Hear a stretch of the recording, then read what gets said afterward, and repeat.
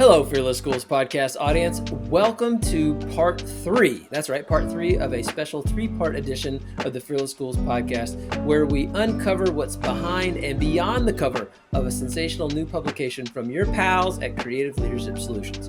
All right, so we're going to be chatting with the authors of a great 3-part book from CLS, hence the 3-part podcast. Right? All right, and that book is called Fearless Instruction. So today we're going to learn about the book's inspiration and some of its information, so then we can go check out the book with even more appreciation and an informed lens, okay? And gosh, we're just so glad that you as the audience are here with us to do that vital work. And so, before we get into it though, let's see who's here. Of course, I'm here. I'm Dr. Drew Tomlin, your humble host, and I'm joined always by Dr. Ann McCarty, Director of Professional Learning for CLS. How you doing, Dr. Ann? I'm doing great. And Drew, this time I get to be not the just sometimes part-time co-host on here. I'm a contributing author to this amazing piece of work. That is correct. Section 3 was partially authored by your steady hand. Awesome. That's right. All right. And so then, you know what? Without further ado, as they say, we are joined by our other esteemed authors. So authors, why don't you go ahead and introduce yourselves to our wonderful audience today? Hi, I'm Dr. Michelle Picard, and I'm a CLS associate, and I've been very fortunate to work with a lot of the people on the call. And I'm currently the supervisor for secondary English and reading, but I've also served in a number of roles, including director of elementary education, director of preschool, and so on. Awesome. Well, thanks for joining us today, Ms. Picard. Appreciate it. Hi, my name is Lisa Fiorelli, and I am very excited to be discussing the hard work that's gone into this book, and more importantly than the hard work, just the opportunity to talk about best teaching practices. I have 20 years of experience in education, and then a few years as an editor. And my contribution to this book is actually helping to develop it a little bit and to edit the writing for publication. I'm excited that this book has motivated me to return to the classroom, and I'll be returning to the classroom as a secondary English teacher. Awesome. So the book itself inspired you to come on back to the classroom. That is great. All right. And it actually literally did. Yes. Thank you. Look at that. Awesome. All right. And last but not least, who else do we have here at the table? Hey, Amanda Gomez here. I am a CLS associate as well as an instructional designer for CLS. And I had the great honor of being a thought partner with some of the authors and editor, and also contributing to the design of some of the features in the book. So I kind of added the sparkle to the book, if you don't mind. Anyway, I was an elementary teacher, primary grades, intermediate, and middle school. Math was my area of focus in middle school. And I also was a professional development specialist at the district level before becoming an associate with CLS. And so now my primary work is on the road, coaching collaborative learning teams and leadership. Awesome. Well, thanks for all that you've done and continue to do for education, and for adding sparkle not only to the book, but to all of our lives. There you go. Thanks for joining us on the podcast, Ms. Gomez. Appreciate that.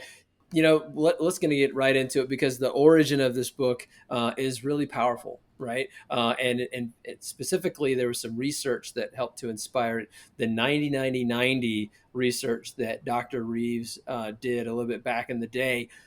Schools that are 90% poverty, 90% diverse, but then 90% of the students are, succeeding and proficient on, state assessments and things like that. So that research is the foundation of this book. How did that research influence your writing for this section? Well, I can start with that. We actually have a 90-90-90 school in the division that I'm working in right now, and it's a high school. And it's just extraordinary. If you look at the scores, you could not pick them out as a school with 90% free and reduced lunch and 90% diversity. And I think that's the kind of school that the public mission is all about. It's about leveling the playing field and taking everything that everyone has to offer and giving kids an incredible opportunity to grow and learn and be supported and to follow the path that they want to. I'm going to Gotcha. add, we talked about this in the first episode that Yeah. we get asked like, how do I become a 90-90-90 school? And Mm. while it was originally tied to demographics and achievement, what I love about fearless instruction is that it's for every school. It's got something in there for those that are just starting and laying the foundation all the way through. The My chapter was the interdisciplinary planning. And Hmm. that's, as we work with schools across the country, we find that's the one thing that they're like, oh, we really want to get to that. Right. And so that came up in the actual second kind of when Doug updated the research, the interdisciplinary connections came through, and here's what else the 90-90-90 schools were doing. Um, so I love it because the research keeps it grounded in Hmm. its best practices, but fearless instruction just gives a new update to it with some new inclusions. So it's very exciting. There I you love go. that you talk about the interdisciplinary connections because my chapter is literacy is a team sport.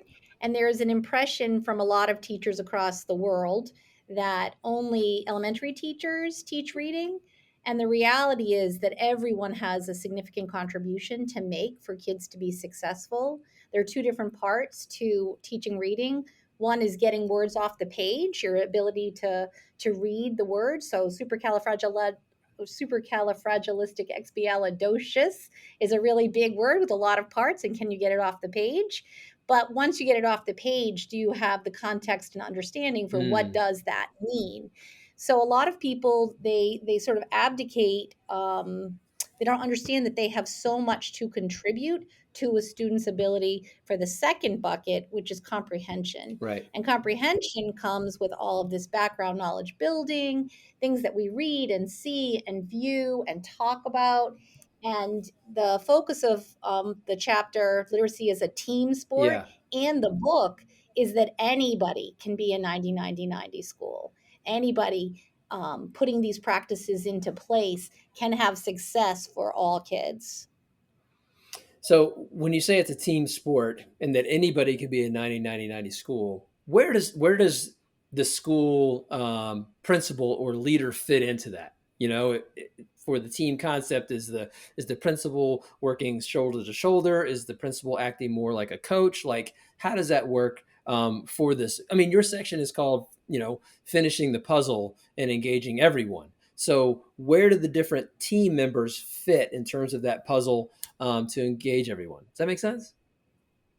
Yeah, absolutely. And I love the metaphor or the image of Mm, shoulder to shoulder. Principals absolutely have to be the leader, and they are the linchpin. They are the ones that set up the schedule. They're the ones that set up what the priorities are. They're the ones that set up their professional learning. You really need strong leadership. In the chapter that I wrote about literacy being a team sport, I talk a lot about um, setting out that vision, that mission. So part of what we can do for kids to all be on the team is to use really robust tech sets. okay. So podcasts and books and novels and picture books and articles from a variety of different sources. So a principal is critical in helping to curate all of those materials, or at least to give teachers the space and resources to do that. Hmm. But then the second piece is having what we call thinking routines, Hmm. or reading and writing and discussing Yep. protocols. So if you want teachers to use some of the same instructional practices, there needs to be a lot of buy-in. There needs to be a lot of conversation and agreement about what does that look like in English, in microbiology, in science, in social studies. And then the third part of the chapter is about vocabulary. Vocabulary transcends every single subject in the school, including physical Yep. education, health, music. All of these pieces are dependent on getting your team to agree to the game Right. plan. So principals are absolutely critical in all of those ways, and they have to. I think the greatest thing they have to do is get ownership. Like they have to, it can't just be the principal's plan. Right. It's got to be everyone's plan, and they have to come to agreements about different aspects that contribute to literacy and content knowledge. These two things are interrelated. Right. Absolutely. So, Drew, I want to jump on that, Yeah, go ahead. continue Michelle's conversation on that shoulder to shoulder piece. And this is part of why Amanda and Lisa are with us. While Amanda says she just made things sparkle, I think when people see the inside of that book, they're going to be like, that is a tool that I can Yep. use. Yep. And these Amanda and Lisa worked shoulder to shoulder with myself and our authors. And Amanda and Lisa, I'd love for you two to kind of chime in your experience in that shoulder to shoulder of making this come to life. Sure. So I think that one thing that the process of working with the authors and with Anne and with Amanda and everybody who put work into this book in preparing the book for publication. I was reading it. My role was an editor, but I was reading it as a teacher because of my experience and my background in teaching. And I'd been out of the classroom for 3 years, and really I've been out of the English classroom for 5 years. So I had 1 year where I was a substitute music teacher, and then I had a year where I was a middle school music teacher. I'm sort of dual certified in music and English, and then I worked for 3 years for a company that produces high quality instructional materials.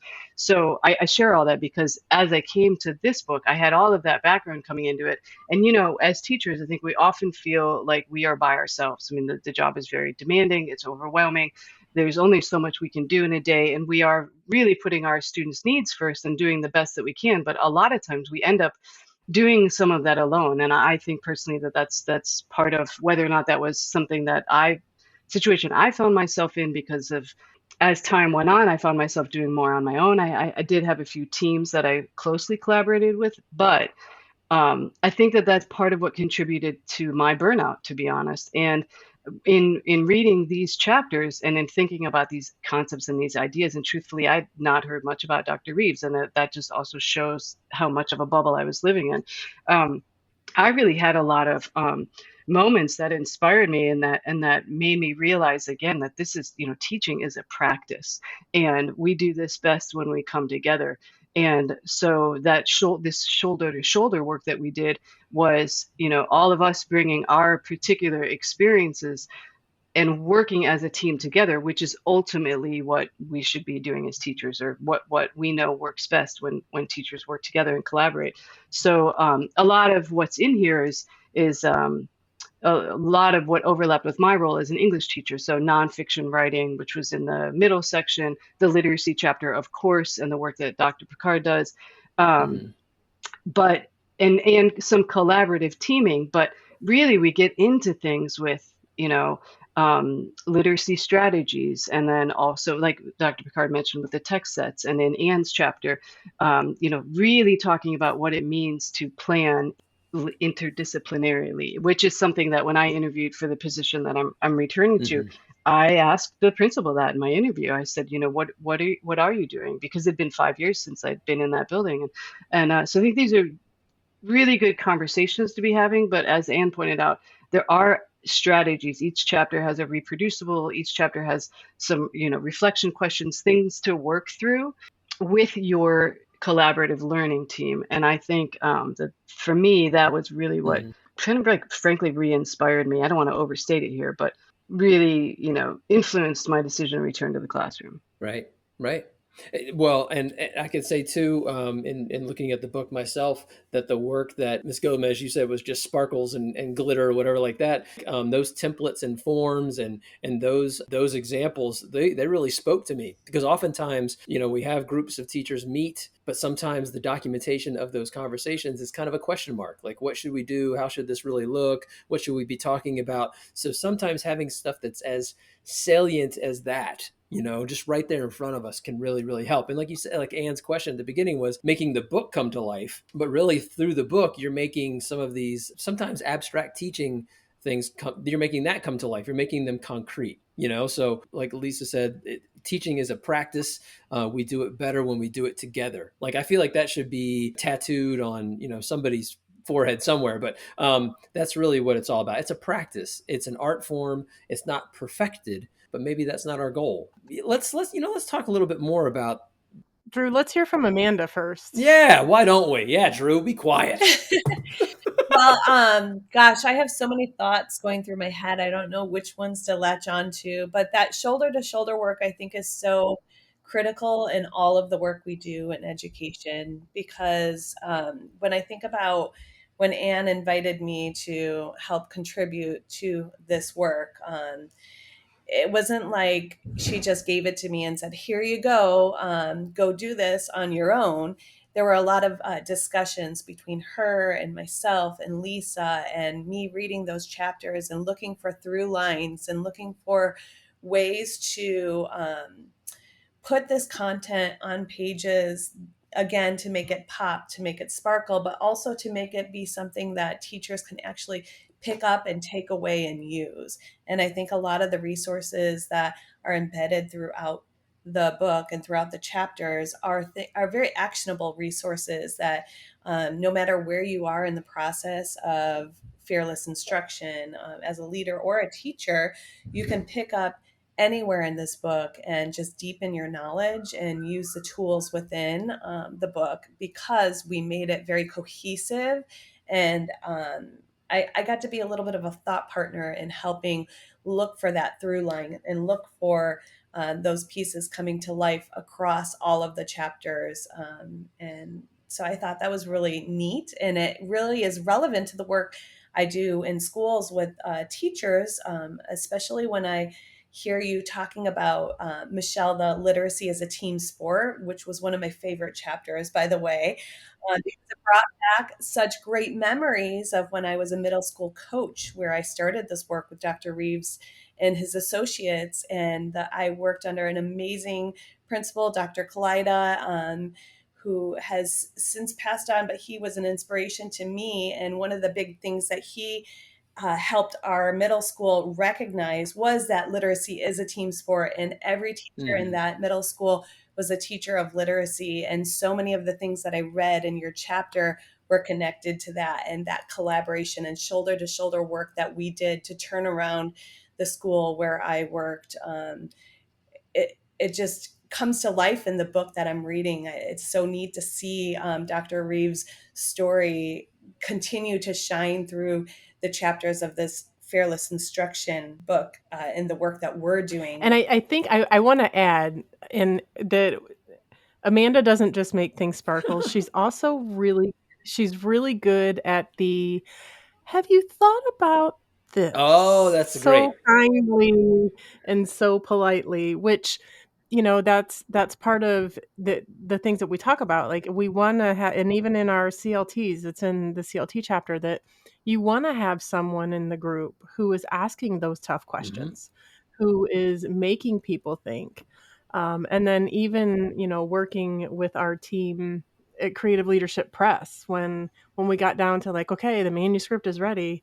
And then they're like, well, have you thought about this? Have you thought about this? And then maybe the editor and the project manager were melting, but we wouldn't know that now because we made it across the finish line. But it was a team effort to get it across. Right. If I could just jump in and say, like, that's exactly what we want teachers to say to each other in their meetings. Hey, have you thought about this? Have you thought about that? I wonder if we did this, would something change? So we want to get curious in the work we do all of the time, whether we're planning instruction, in the middle of instruction, writing a book, whatever it is that we're doing, getting curious about how we can improve and come together shoulder to shoulder, in your words, to make it better. Yeah. And to be a positive disruptor, right? Like, when you ask, have you thought about, have you considered this? You're kind of being a disruptor, but not in a negative way or a negative space. You're just continuing to ask that question. And listen, speaking of surprises and that kind of stuff, we have with us right now in the middle of the podcast, I can't help myself. Coming to us is author and CLS associate and just general nice human being, Dr. Cedric Gray is with us now. Oh my gosh. Dr. Gray, how are you? I'm doing awesome, Drew. Late to the party, so I can't choose the music, but I love to dance. Can't choose the music, but I love to dance. Oh my goodness gracious. Well, listen, Dr. Cedric Gray, you are obviously a part of this section 3, finishing the puzzle, part of this of fearless instruction. So why for you, why is a puzzle a very apt metaphor for this particular section of the book? Why a puzzle? So a couple of reasons that come to mind. First is so puzzle is there are different types of Mm-hmm. puzzles. There are larger puzzles that have smaller pieces, and then smaller puzzles that have Oh, larger that's true. pieces. I'm saying this as my godson is like in the other room, and so depending on what kind of puzzle you're putting together, Mm-hmm. right, it really depends on the sort of level of expertise and or experience with putting a puzzle together.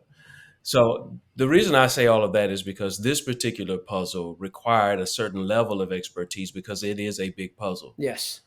And the remarkable part about this puzzle, though, Drew, is that um, everyone has an opportunity to pick the Mm. pieces and put it in the place that they think fits for them. Right. So when you have a text like this that have multiple puzzle contributors, Mm. so to speak, and also additional people who will read from all walks of life, then you can go just pick your piece of the puzzle and insert that where you feel like it belongs. So Right. that's what's so powerful about this text is multiple people are doing an enormous job being parts of a bigger puzzle. There you go. Yeah, and it's important with any puzzle. A couple of things. First of all, that people understand the big picture, right? Because that's the ultimate goal: is that you want to create a large picture with the smaller pieces. So everybody needs to know how they fit into that larger picture. And then, in terms of a puzzle being clear, like has anyone ever tried to put a puzzle together flipped upside down? That's hard work. I've actually tried it sometimes. It's tough. So that goes to like clarity and transparency of goals and purpose. When the purpose is clear, when the picture is clear, it's a lot easier to fit those puzzle pieces in too. So I think your work in this section of the book has just been remarkable. And in fact, I'm going to ask this of the group, but this is a quote that started off your chapter, Dr. Gray, and that is that when you know better, you do better. How would everybody else respond to that? And then we'll see what Dr. Gray thinks about all of your responses. All right, so Michelle kicked off this section. Let's hear from you, Dr. Picard. When you know better, you do better.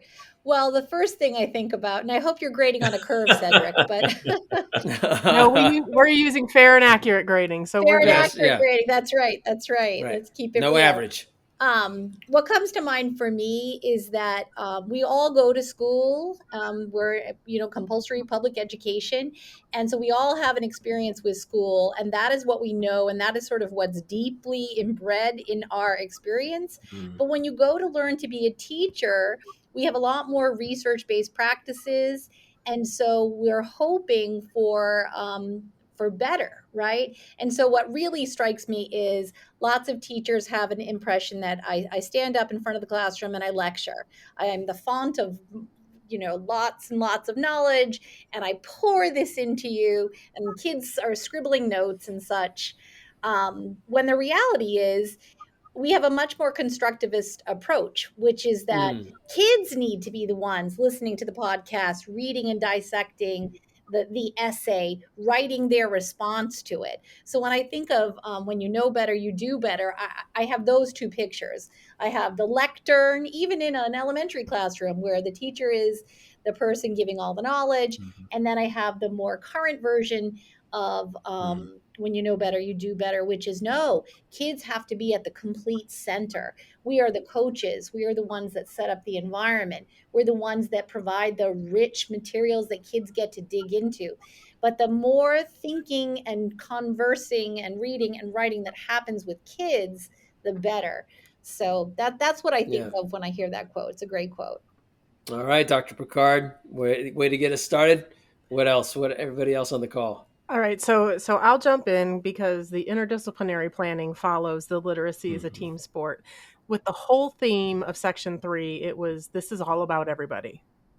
So the team sport, the cross-disciplinary planning, meaning that I'm not working in isolation, like Lisa was talking about earlier, that I've got people that I can lean on, and I can create these rich experiences for students across multiple classrooms, involving as many people as we can in the instruction. And when we know that making connections for students Mm-hmm. is good for them, then our doing better is to make sure that we actually do that. Days are very fragmented for students, especially secondary students. Yep. Every 45 minutes or 90 minutes, there's an opportunity for something foolish to happen, right? Drew and I and Mm-hmm. Cedric are all middle school people, so Oh class yeah. changes were sometimes foolishness opportunities. But every time that a bell rings, there's an opportunity for a distraction or to move away from thinking. And that cross-disciplinary piece intentionally Mm-hmm. connects it for students, even when their day is fragmented. Mm-hmm. And Mm-hmm. so when we Mm-hmm. know that, we can do better by connecting our curriculum. Yep. Yep. Absolutely. Dr. Ann, spot on. All right. Where are we going next? I'm going to take it a different angle. Oh. This kind of Ooh, reminds see, it's me, our job. yeah, just working as a coach with my teams. And, one of the things that I really like to do when I'm working with teams is build relationships and give them that autonomy and let them make decisions on their own and see what those decisions kind of unfold for them. And so it kind of reminds me of sometimes when I'll come back for a second visit and we're looking at an assessment or we're doing something and they'll say, oh my goodness, like this assessment is not really matching what I'm trying to uncover here. And they'll almost feel a little bit like embarrassed or ashamed. And one of the things that I really try to foster is this fearless environment where mistakes are opportunities to learn.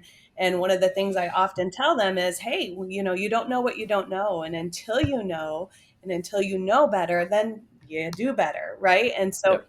if I were to just go in and say, here's how you do it, this is what you need to do, and let's make this assessment look like this, and I led the show, then they wouldn't be learning and growing and knowing better to do better. And so that's kind of my mode of operation, is giving them that autonomy. And I don't know how many times I have those conversations with teams where they uncover something that they didn't know before, and then they feel a little bit like shut down or ashamed, and I have to kind of lift them back up and help them Mm-hmm. see that that's okay, and this is what we Yeah. want our students to experience as well. Like, we need to grow through these mistakes that I wouldn't even call them mistakes really, but Mm-mm. these opportunities where we maybe misstep or we think one way, but all of a sudden we uncover something we didn't know, and we do better. So Yeah. And I think Dr. Gray says that's growing through the grapple. Is that isn't right? Isn't that right? the grapple through Look the at that. grapple? Going through the. All right, Mr. Urelli, what do you think? What you got? Oh, well, I'm just a little bit of at a loss for words here. That's I was okay. thinking of yeah. We got some growing through the grapple right now, Cedric. Good for you. We do have some growing through the There you grapple. go. I think, yeah, I think for me it comes Grow, back to grow. the third. So both, the when you know better, you do better. It's going to come back to me again to um, teachers. Again, I'm predominantly reading this through a teacher's lens, and just how important it is to all the things that we want to do for our students, right? And make sure that everybody has a voice, right? Voice and choice. And that's what we should be doing as teachers as Mm. well. And again, all too often we shut our doors and go into our classrooms, and you have some holdouts who want to just do just want to lecture rather than coach.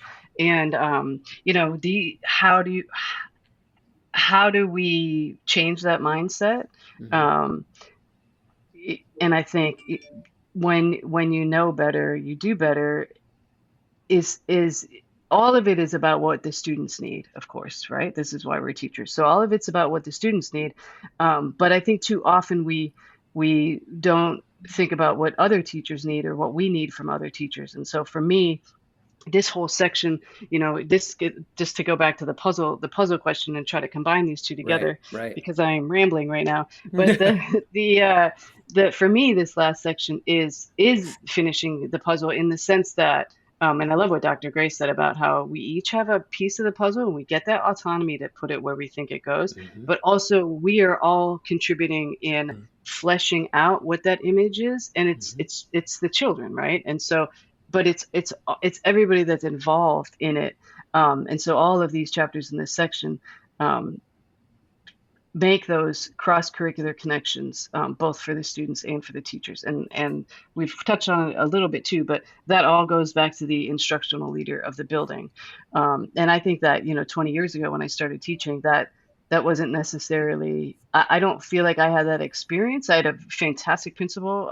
My first official teaching job, I had some experience in education before then, but it was very much kind of that hierarchical experience. And so I think that that's what has been so helpful about this book. Right. Well, thank you for all of that. And listen, when we are trying to answer any kind of questions, what I love about how your mind works, Ms. Fiorelli, is that you've perfectly shown us how messy the mind can be. Right. Yeah. And honestly, that's what we should celebrate. That's what we should celebrate. And I mean that in the best way. The only way that we get to innovation and better practices is going through that discomfort zone, which can be hard. And so I know that was your intention. I mean, to her credit, she's done a lot of words in the last month. Yeah, I've been working on a lot of words in the last 3 years. I was going to say, yeah, so think alouds, right? Like, this is what we do. We model things. Yeah. I'm thinking aloud. I mean, this is something I've always done with my students, but I'm clearly modeling some think alouds here. No, that's awesome.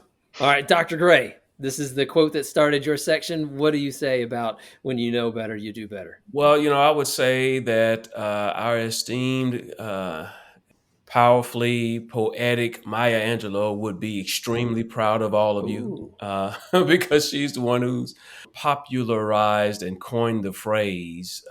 It's really born from my experience when my mom and my sister and I would go to the store, and we would be instructed to do to mind our hands, keep your hands in your pocket, walk down the aisle, don't touch anything, because we're only here for this. We're only here for this one thing.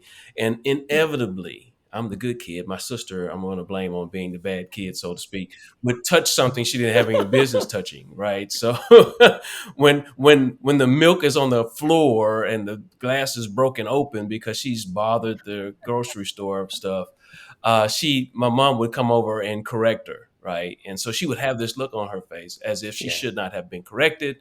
But my mom would clearly say, look, you know better. So when you know better, you're supposed to do better. If not, the consequence is the consequence. Yeah. So as I connect that to the education realm, I always think about the instructional core, about knowing better, right? So our responsibility in this regard is to know, once we know the curriculum better, then we teach it better. Once we know our teachers as leaders, once we know instruction and instructors better, then we know how to better guide them to professional learning and growth. And then once we know this chapter, for me, the anchor was knowing the scholars, right? Knowing Cody, knowing his ins and outs, ups and downs, his background, the carry-on luggage he's bringing on every flight, to know him better also than he knows himself, because we would want better for him than he already wants for himself. So that's really what anchored it all, was really just knowing not only your craft better, not only the people you work with, your colleagues better, but more importantly to me, knowing the scholars better. And once you know them better, then you inevitably will do better in instruction and in school culture. That's amazing. Thank you for rounding that up. And you know what? I'm going to give everybody a shining A+. Are we using that grading scale? I know we can't grade on the average, but I think everybody, 4. Okay. 4 points. All right. Gold star for the fridge. Chapter 5 for Drew. It's assigned. There you well, listen, thank you so much for what a robust conversation. All these wonderful minds around the table sharing your thoughts about this section of Fearless Instruction. So once again, it's finishing the puzzle, engaging everyone. I felt like we were all engaged. Yeah, why not?